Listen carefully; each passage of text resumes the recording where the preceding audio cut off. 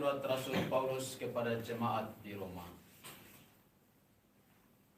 Saudara-saudara, aku mempunyai keyakinan yang kokoh dalam Injil.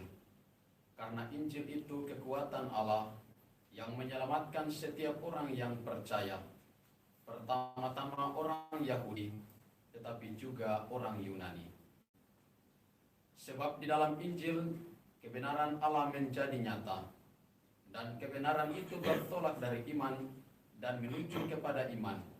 Seperti ada tertulis, orang benar akan hidup oleh imannya. Sebab murka Allah nyata dari surga atas segala kefasikan dan kelaliman manusia, yang menindas kebenaran dengan kelaliman. Karena apa yang dapat mereka ketahui tentang Allah telah nyata bagi mereka. Sebab Allah telah menyatakannya kepada mereka. Sebab apa yang tidak tampak daripadanya, yaitu kekuasaannya yang kekal dan keilahiannya, dapat tampak kepada pikiran tentang karyanya sejak dunia dijadikan. Sehingga mereka tidak dapat berdalih. Sebab sekalipun mereka mengenal Allah, mereka tidak memuliakan Dia sebagai Allah ataupun mengucap syukur kepadanya. Sebaliknya, pikiran mereka menjadi sia-sia dan hati mereka yang bodoh menjadi gelap. Mereka berbuat seolah-olah mereka penuh hikmat, tetapi nyatanya mereka telah menjadi bodoh. Mereka menggantikan kemuliaan Allah yang bakah dengan gambaran yang mirip dengan manusia yang fana. Burung-burung, bintang-bintang yang berkaki 4, atau binatang-binatang yang menjalar. Karena itu Allah menyerahkan mereka kepada nafsu kecemasan mereka, sehingga mereka saling mencemarkan tubuh mereka. Sebab mereka menggantikan kebenaran Allah dengan dusta, dan memuja serta menyembah makhluk dengan melupakan ciptaannya yang harus dipuji selama-lamanya. Amin. Demikianlah sabda Tuhan. Syukur kepada Allah. Langit mewartakan kemuliaan Allah. Langit mewartakan kemuliaan Allah.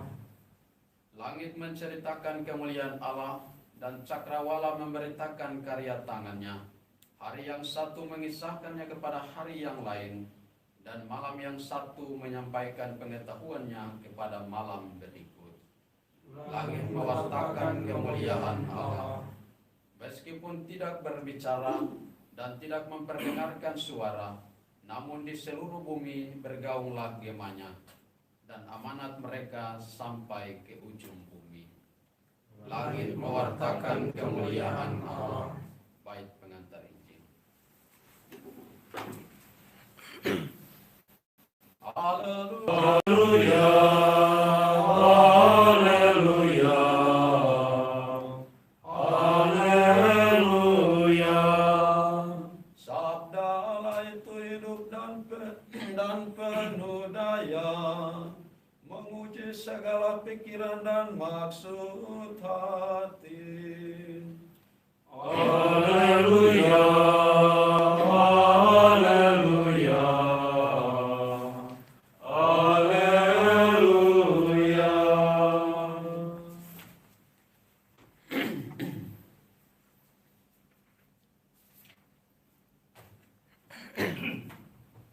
Tuhan bersamamu Dan bersama rohmu. Marilah kita bersama-sama mendengarkan Injil suci menurut Santo Lukas. Pada suatu ketika, selesai mengajar, Yesus diundang seorang Farisi untuk makan di rumahnya. Maka masuklah Yesus ke rumah itu, lalu duduk makan. Tetapi orang Farisi itu heran melihat Yesus tidak mencuci tangan sebelum makan. Lalu Tuhan berkata kepadanya, "Hai orang-orang Farisi, kalian membersihkan cawan dan pinggan bagian luar, tetapi bagian dalam dirimu penuh rampasan dan kejahatan.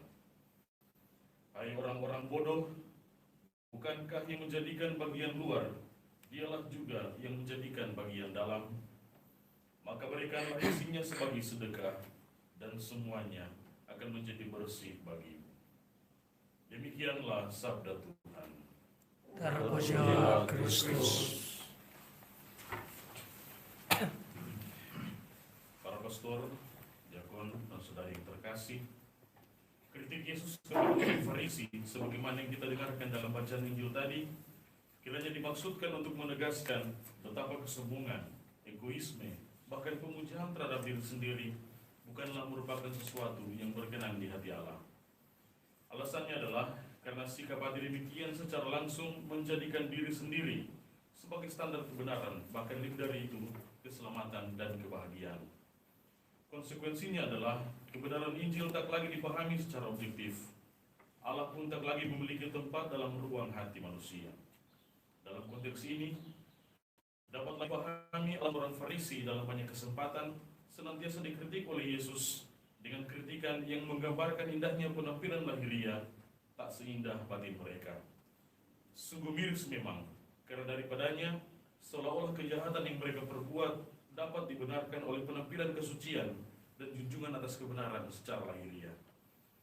Rasul Paulus dalam bacaan pertama juga semakin mempertegas hal ini, yaitu bahwa satu-satunya jalan untuk mencapai kebahagiaan dan keselamatan bagi orang beriman adalah kedekatan relasi dengan Allah sebagai hal yang melahirkan daripadanya iman bahwa hanya Allah sajalah yang mampu menyelamatkan manusia karena dialah sang kebenaran yang sejati. Kenyataan ini mengandaikan sebuah sikap hati yang mau tunduk kepada Allah dan membuka hati pada kehadiran Allah dalam setiap pengalaman diri, entah bersama orang lain ataupun sesama di sekitar kita. Pertanyaannya sekarang, bagaimana caranya agar semua itu dapat terwujud dalam diri? Dalam bagian akhir bacaan pertama, ditegaskan di sana oleh Rasul Paulus mengenai hal ini. Arahkanlah segala pujian dan syukurmu hanya pada Sang Pencipta. Dan ini semua hendaknya tak hanya terungkap dalam kata-kata belaka, melainkan juga terejawantahkan pula dalam pikiran, perkataan, dan perbuatan yang benar. Mengapa demikian?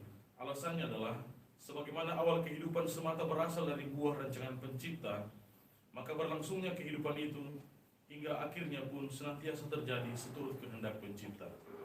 Karenanya bertindak dalam cara yang bertentangan dengan kehendak Allah bukanlah sesuatu yang bijak dalam konteks ini.